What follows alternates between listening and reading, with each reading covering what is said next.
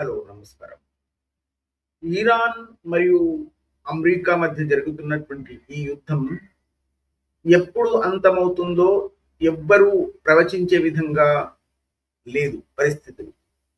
దీన్ని ఒక నిమిషం మనం పక్కన పెట్టినట్లయితే, ఆ యుద్ధం యొక్క వార్తలు నిరంతరం మనం వింటూ ఉంటున్నాం. దాని యొక్క స్థితిగతులన్నీ వీక్షిస్తూనే ఉన్నాం. కానీ ఇక్కడ ముఖ్యమైనటువంటి ప్రశ్న ఉద్భవించేది ఏమిటంటే, ఇరాన్ లాంటి ఒక కరుడుగట్టిన ఇస్లామిక భరణంతో కొనసాగుతున్నటువంటి ఆ దేశంలో చాలా మంది ప్రజాస్వామ్యం మీద విశ్వాసం ఉండి స్వేచ్ఛను కాంక్షించే వాళ్ళు, జనాధిపత్యాన్ని విశ్వసించే వాళ్ళు చాలా మంది అక్కడి నుంచి వలస వెళ్ళిపోయి అమెరికా లాంటి, యూరోపియన్ లాంటి దేశాల్లో నివసించవచ్చు. ఎందుకంటే వాళ్ళు స్వేచ్ఛను కాంక్షించే వాళ్ళు, జనాధిపత్యంలో విశ్వాసం ఉన్నటువంటి వాళ్ళు, ప్రజాస్వామ్యం లాంటి వాటిలో విశ్వాసం ఉన్నటువంటి వాళ్ళు, కాబట్టి వాళ్ళు వెళ్ళి అక్కడ నివాసం ఉండవచ్చు. కానీ ఎవరైతే కేవలం నరాన ఇస్లాం యొక్క కరుడుగట్టిన సిద్ధాంతాలను జీర్ణించుకొని దాన్నే విశ్వాసిస్తూ తమ దేశంలో అదే అందరూ పాటించాలని అక్కడ ఉన్నటువంటి ప్రజానికాన్ని నిర్బంధించే భరణకూటమిలో ఉన్నటువంటి ప్రధానమైనటువంటి వాళ్ళు, అందులో చాలా మందిని ఇజ్రాయిల్ ఇప్పుడు హతమార్చిందన్నది వాస్తవమైనప్పటికీ, ఈ మధ్యనే ఎవరైతే కేవలం ఇస్లామిక రాజ్యమే సరి అయినటువంటి నియమాలని, ఇస్లామిక సిద్ధాంతాలే సరి అయినవని, ప్రపంచం మొత్తం అదే పాటించాలని, అందులోనే జీవించాలని నరాన జీర్ణించుకొని అదే విశ్వాసిస్తున్నటువంటి ఈ కరుడుగట్టిన ఇరానియన్ భరణాధికారుల్లో ప్రధాన పాత్రధారి అయినటువంటి ఖుమేని అంతమొందించిన తర్వాత వాళ్ళ యొక్క ఎవరైతే పరమోన్నత నేత అని వాళ్ళు భావిస్తూ ఉంటారు ఇరాన్ యొక్క, ఎప్పుడు ఇరాన్ ఆ పరమోన్నత నేతను ఇజ్రాయిల్ హతమార్చిందో దాని తర్వాత ఆ భరణకూటమి లో ఉన్నటువంటి ఒక సైనిక వర్గం ఐఆర్జిసి, అది కేవలం నరాన ఇస్లాం యొక్క సిద్ధాంతాలను జీర్ణించుకొని అవన్నీ అక్కడ ఉన్నటువంటి ప్రజానికంతో పాటించాలని నిర్బంధించి వాళ్లను అతి దారుణంగా, క్రూరంగా హింసించి మరి వాళ్ళ మీద నిర్బంధిస్తున్నటువంటి అలాంటి ఒక సైన్యాన్ని నేతృత్వం వహించినటువంటి ఒక అలీ లార్జాని పేరు మీకు గుర్తు ఉంటుంది. అతను ఇరాన్ పార్లమెంట్ స్పీకర్ గా కూడా ఉన్నాడు. దాని తర్వాత ఖుమేని హతమార్చబడిన తర్వాత ఆ సైన్యానికి నేతృత్వం వహించాడు. పూర్తిగా ఆ భరణంలో ప్రధానమైనటువంటి నిర్దేశాలు జారీ చేసే వ్యక్తిగా పరిగణించబడ్డాడు. దాని తర్వాత ఇజ్రాయిల్ అతన్ని హతమార్చింది, అలీ లారిజాని, ఈ మధ్య కాలంలోనే. అయితే ఈ అలీ లారిజాన్ని ఇస్లామిక సిద్ధాంతాలే సరి అయినవని, ఇస్లామిక భరణమే సరి అయినటువంటిదని అది తాను విశ్వాసిస్తూ తన కుటుంబంలో కూడా అందరూ విశ్వాసించాలని మాత్రమే కాకుండా తన దేశ ప్రజలు కూడా అందరూ విశ్వాసించాలని, ఒకవేళ విశ్వాసం లేకపోతే వాళ్లను భయపెట్టించి వాళ్ళ సైన్యం ద్వారా వాళ్లను ఆ విధంగా మార్చినటువంటి ఈ అలీ లారిజాని యొక్క సంతానం ఎక్కడ నివసిస్తుందో తెలుసా మీకు? ఇతనికి 4 సంతానం ఉన్నారు. అందులో ఫాతిమా లారిజాని అని ఒక కూతురు ఉంది. రజా లారిజాని వాళ్ళు మొర్తజా లారిజాని, మొహమ్మద్ రజా లారిజాని, ఫాతిమా లారిజాని, సారా లారిజాని, 2 కొడుకులు 2 కూతుర్లు ఉన్నారు. అందులో ముగ్గురులో ఒకడు ఈ మొర్తజా లారిజాని తండ్రితో పాటు ఆ రోజు ఇరాన్ చేసినటువంటి దాడిలో చనిపోయాడని విశ్వసిస్తున్నారు చాలా మంది. అది వాస్తవం కూడా అయి ఉండవచ్చు, ఎందుకంటే దాని తర్వాత అతను కనిపించలేదని, అతను తండ్రితో పాటే అప్పుడు ఉన్నాడని, ఆ దాడిలో అతను కూడా చనిపోయాడని. కానీ అతనికి ఉన్నటువంటి ఈ 2 కూతుర్లలో ఒక ఆమె ఫాతిమా లారిజాని. ఈ ఫాతిమా లారిజాని ఎక్కడ నివసిస్తుందో తెలుసా?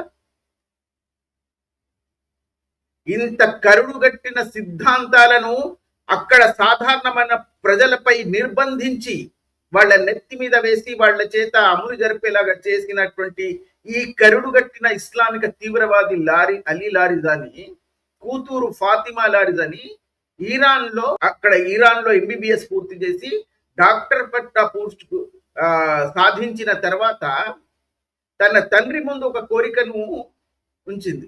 నేను పై చదువులు ఇంకా పోస్ట్ గ్రాడ్యుయేషన్ చేయడానికి ఈ వైద్య రంగంలో అమెరికాకు వెళ్ళాలనుకుంటున్నాను. వెంటనే అమెరికాకు పంపించేశాడు. ఎవరి పట్లయితే తన యొక్క భరణ కూటమి నరాన విషం జీర్ణించుకుందో, ఏ దేశంనైతే అణువణు విమర్శిస్తూ ఉంటారో, ఏ దేశంపై అయితే అవకాశం వస్తే అణుబాంబులు విసిరి నాశనం చేయాలని భావిస్తూ ఉంటారో, ఆ దేశంలో తన కూతుర్ని ఉన్నత చదువుల కోసం పంపించాడు. ఎప్పుడు? ఇది 2012లో, ఇప్పుడు కాదు, ఈ యుద్ధ పరిస్థితుల్లో. అక్కడికి ఆ అమ్మాయి ఫాతిమా లారిజాని అమెరికాకు వెళ్ళి అక్కడ బిరుదాంతర బిరుదు సాధించి వైద్య రంగంలో అక్కడే ఒక విశ్వవిద్యాలయంలో అసిస్టెంట్ ప్రొఫెసర్ గా పనిచేస్తుంది. అమెరికాలోని ఇండియానా యూనివర్సిటీలో హెమటాలజీ ఆంకాలజీలో బిరుదాంతర బిరుదులు సాధించి దాని తర్వాత అట్లాంటాలోని ఎమిరో విశ్వవిద్యాలయంలో అసిస్టెంట్ ప్రొఫెసర్ గా చేరింది. 2017లో ఆవిడ గ్రీన్ కార్డు కోసం కూడా అప్లై చేసింది. జో బైడెన్ కాలంలో ఆవిడకి గ్రీన్ కార్డు కూడా దొరికింది. అక్కడ అసిస్టెంట్ ప్రొఫెసర్ గా విధులు నిర్వహిస్తుంది ఆవిడ. ఇప్పటి వరకు ఎప్పుడైతే ఈ యుద్ధం ప్రారంభమైందో, దాని తర్వాత ఈ యుద్ధం ప్రారంభమైన తర్వాత చాలా మంది ఆమెపై దృష్టి సారించారు. అక్కడ ఉన్నటువంటి అమెరికన్ అధికారుల దృష్టికి తీసుకొచ్చారు. ఈ దేశం పట్ల నరాన విషం జీర్ణం చేసుకుని విషం చింపుతూ ఆయుధాలను ప్రయోగిస్తూ యుద్ధం చేస్తున్నటువంటి ఇరాన్ యొక్క ప్రధాన నాయకుల్లో ఒకడైనటువంటి అలీ లారిజాని కూతురు మన దేశంలో విలాసవంతమైనటువంటి జీవితం అనుభవిస్తూ సకల సౌకర్యాలతో ఇక్కడ జీవితాన్ని కొనసాగిస్తుంది. ఈవిడను ఇరాన్ కు పంపించి వేయాలని అక్కడ చాలా పెద్ద ప్రతిషేధం తీసుకొచ్చిన తర్వాత అప్పుడు డొనాల్డ్ ట్రంప్ ప్రభుత్వం ఆవిడను మెల్లగా అక్కడి నుంచి ఇరాన్ కు పంపించేసింది. ఏమీ చేయలేదు, ఇరాన్ కు పంపించి వేసింది వెనుకకి. మరి అదే వేరే దేశస్తులు ఇరాన్ లాంటి దేశంలో ఎవరైనా వాళ్ళ ప్రథమ శత్రువు అయినటువంటి దేశం యొక్క పౌరులు అక్కడ వాళ్ళ దేశంలో ఇలా నివసిస్తూ ఉంటే అలాగే పంపిస్తారా? అక్కడే ఉరి తీసిస్తారు. దానికి పెద్ద ఉదాహరణ మీకు బహ్రెయిన్ అన్న దేశంలో లభిస్తుంది. ఆ బహ్రెయిన్ అన్న దేశం ఎలా దీనికి ఉదాహరణో, అక్కడ ఏం జరిగిందో తర్వాత చెప్తాను. ముందు వీళ్ళ యొక్క ఈ ద్వంద్వ ప్రవృత్తి చూడండి. ఈ అలీ లారిజాని యుద్ధం జరిగింది ఇప్పుడు, కానీ తన కూతుర్ని అమెరికాకు పంపించింది 2012లోనే. ఆమె టెహరాన్ యూనివర్సిటీ నుంచి వైద్య శాస్త్రంలో పట్టా సాధించిన తర్వాత బిరుదాంతర బిరుదు కోసం, ఉన్నత చదువుల కోసం, వైద్య రంగంలో చాలా పురోగతి సాధించడానికి, ఉన్నతమైనటువంటి విద్యను ఆర్జించడానికి అమెరికాకు పంపించాడు. ఏ దేశం పట్లయితే నరాన విషం జీర్ణించుకున్నాడో ఆ దేశానికి పంపించాడు. అక్కడ ఆమె చాలా విలాసవంతమైనటువంటి జీవితం గడుపుతుంది. చూసారా వీళ్ళ ద్వంద్వ ప్రవృత్తి ఎలా ఉంటుందో? అంటే తమ కుటుంబ సభ్యులు మాత్రం సుఖంగా స్వేచ్ఛగా వాళ్ళు బ్రతకాలి, అక్కడ ఉన్నటువంటి ప్రజానికం మాత్రం వాళ్ళు పరమ దరిద్రంతో ఇస్లామిక నియమాలు పాటిస్తూ అక్కడ నివసించాలి. ఇది కేవలం ఇరాన్ లో ఉన్నటువంటి వీళ్ళ యొక్క మాత్రమే కాదు. మీరు ఈ కరుడుగట్టిన ఇస్లామిక నియమాలతో ఉన్నటువంటి చాలా దేశాల్లోని ప్రముఖుల యొక్క సంతానం మొత్తం మీరందరూ వీళ్ళు బ్రిటన్ లో, అమెరికాలో, యూరప్ లో ఉండే దేశాల్లోనే ఉంటారు. వాళ్ళు విలాసవంతమైనటువంటి సకల సౌకర్యాలు అనుభవిస్తూ వాళ్ళు జీవిస్తూ ఉంటారు. సాధారణమైనటువంటి ఈ మదర్సా మూర్ఖులను మాత్రం ఆ మూర్ఖత్వంలోకి విసిరిస్తూ ఉంటారు. ఎందుకంటే వాళ్ళ మూర్ఖత్వమే వీళ్ళ యొక్క బలం, అధికారం.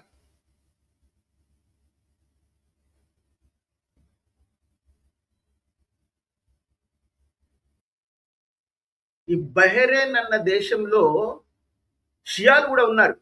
ఆ షియాల కోసం, ఖుమైనీ కోసం పోరాడుతూ అక్కడ ఉన్నటువంటి బహ్రెయిన్‌లోని రాజరికానికి గాని, అక్కడ ఉన్నటువంటి ప్రభుత్వానికి వ్యతిరేకంగా షియాల కోసం పోరాడుతున్నటువంటి ఒక యువకుడు, వాడి పేరే మొహమ్మద్ అల్ మొసావి.